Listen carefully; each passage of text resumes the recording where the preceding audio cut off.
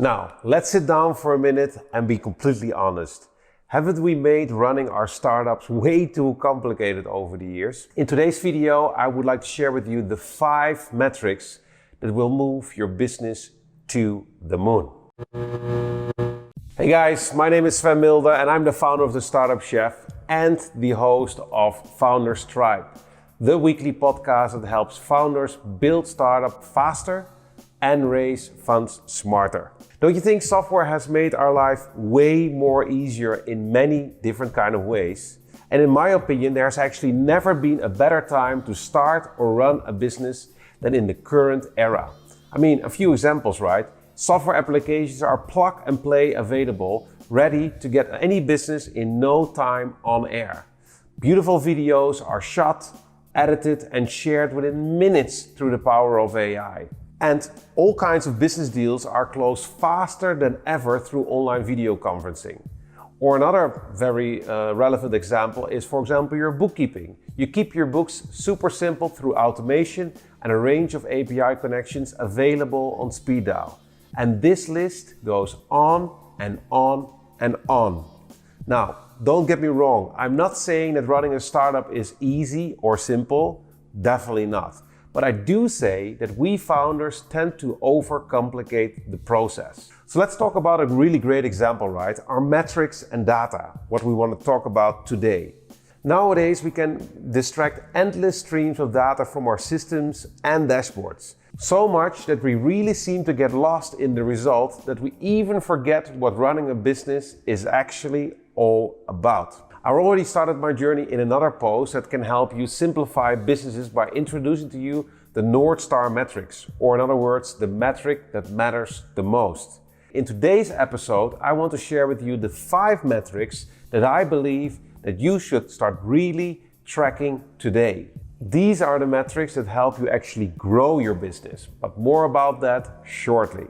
First, let's talk about it first. What are the 5 practical elements that make actually up a successful business? It's leads, clients, a profitable product stacks, sales, revenue, managing and controlling your costs, process, automations, efficiency. And if we even dive deeper and simplify why each of these elements are important, this is what I came up with for you. I mean, you need a product or a service that solves a problem that is big enough and that is valued by your target audience. In short, you want to have a product that people want to pay for every day, any other day. And that means, of course, you need your leads and clients. And number 2, in order to deliver this big bang value to the world, you would love to have a team that wraps up your offering into a scalable product. Now, number 3, to cope up with the costs that come along with the production and delivery of this value, I mean, you need customers, right? And sales that will help your startup spit the revenue it needs. And it's all about managing cost and the revenue. And because you're of course hungry as a startup founder for change and on a mission to deliver exponential value to the world, and I believe as well that you're not really disgusted by the thought of living a great lifestyle and delivering a return to your investors, you're in the game to make a profit as well. So to make profits, it needs to be leading by processes and sustainability. Now, number 5, to sustain your business, you need sustainability. Now, by offering a comprehensive product line, onboard new clients regularly and keep the existing ones entertained, you are in the business for the years to come. So it's all about product managing, cost, leads, new and active clients. What I hope is that you're still with me and this sounds like the right approach, right? At least that is what I hope. So if not, then now it's time to shoot me. Why are so many founders tracking the least important metrics? Metrics that do not really move the needle in the slightest way forward in your business. Instead, learn to focus on the 5 core metrics only and design all of your business activities around them. And I will promise you, when you track, master, and analyze the 5 metrics that I'm about to show to you, you will be on track in building a great business. Now, are you ready for the first one? The first one, it's all about customer acquisition cost. The cost you make to onboard your paying customers.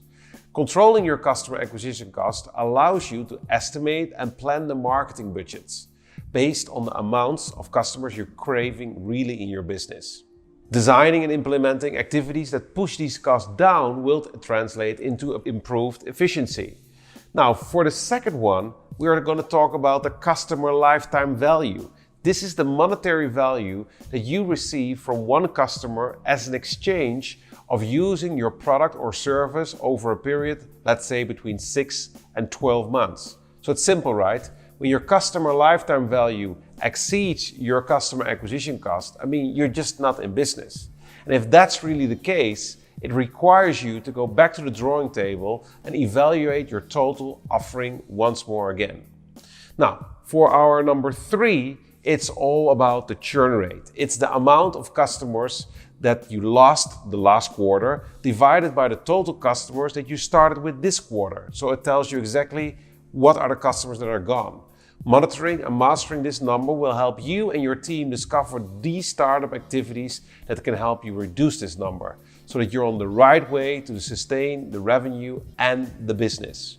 For number 4, it's all about the total revenue and the revenue per team member. It's the total monetary value of products that you sold in a time period of a month, quarter, or a year. Now, and if you divide your revenue by the total amount of team members that you have in your team, then you will land up by the revenue per team member. Superfluous to share, it's your target to lift your revenue numbers up each and every other month. And finding the revenue per team member and hunting for methods to increase that number will translate into company efficiency for you.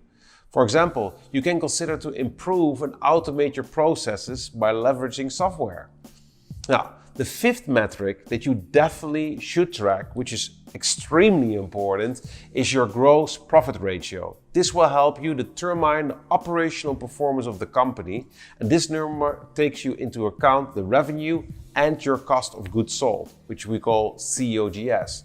Deduct your cost of goods sold from your revenue and you arrive at your gross profit. Dividing your gross profit through your revenue, multiply it by 100, and there you have it, your gross profit ratio. It's your goal to design a variety of team activities around this number that will help you lower the cost, grow the revenue, so your outcome will be a better profit ratio and eventually as well a better exit. Well, here you have it, the 5 metrics to track and grow your business that set your startup up for winning. Now, and I just want to highlight, don't make the time-consuming mistake to get lost in a dictionary of metrics that will move you, instead of closer to your goal, further away from running a successful business. Instead, try to keep things simple. Now, when you believe this post has delivered interesting insights and value, I would really love it if you can share it with the world, with your friends, with other startup founders. And to help you, I have set up a library on TheStartupChef.com/library with free accessible content that you can download to start up today. Make magic. Did you love our video? Awesome, give it a big thumbs up. And if you really love what you're seeing, don't forget to subscribe or listen to our podcast, where on a weekly basis I invite game changer CEOs that are moving and shaking in the world of today. See you next time.